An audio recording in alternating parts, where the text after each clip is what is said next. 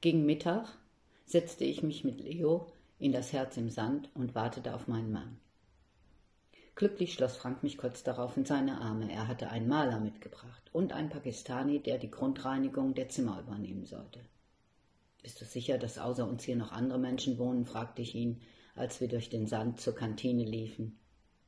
Aber die Frage erübrigte sich, denn als wir in den großen Raum betraten, saßen da mehrere Männer mit gesenkten Köpfen über ihren Tellern.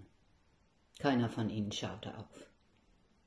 »Es gibt übrigens kein Telefon nach draußen«, meinte Frank, »nur ein Funkgerät.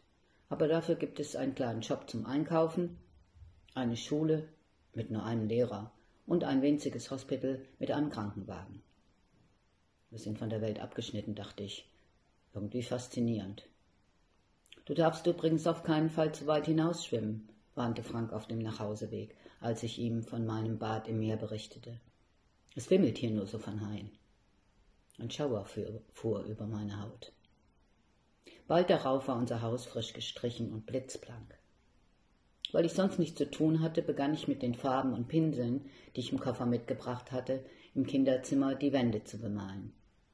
Als erstes malte ich einen Baum, der am Ende bis zur Decke reichte, und zwischen die Blätter malte ich dicke rote Äpfel. Gegen Abend, mein kleines Katerchen folgte mir überall hin, kletterte ich bis auf den Rücken der Düne und genoss den Ausblick auf das Meer. Die Sonne hatte sich in einen glühend roten Ball verwandelt und färbte das Wasser rubinrot. Der Anblick der Sonne, die langsam im Meer versank, war unvergleichlich. Unter mir die stummen Häuser, Einsamkeit. Köstliche Einsamkeit. Nur der Himmel und das Meer.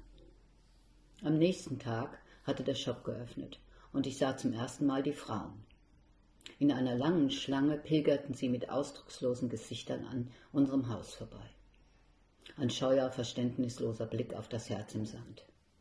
Ihre Kleidung war lieblos. Nichts erinnerte an den Glanz des Camplebens aus der Vergangenheit. Seltsamer Anblick. Die trostlosen Gesichter, im Hintergrund das Meer und die Boote, die Traumkulisse. Neugierig reihte ich mich ein. Es gab nicht viel in dem kleinen Geschäft. Obst und Gemüse wurden aus Tabuk geliefert und es sah aus, als hätte es stundenlang in der Sonne gelegen. Die Bananen waren braun und matschig und der Salat welk. Zu meinem Bedauern gab es nichts Süßes, denn seit meiner Schwangerschaft hatte ich großes Verlangen nach Pudding, Schokolade und Eis. Darum kaufte ich das Brot der Wüste, 1 Kilo getrocknete Datteln.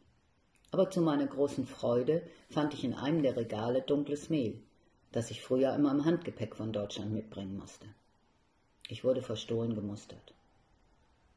Es gab aber 2 Frauen, die sich mir als Marie und Biggie vorstellten. Die waren auch schwanger. Nur ihre Bäuche waren schon viel runder als meiner.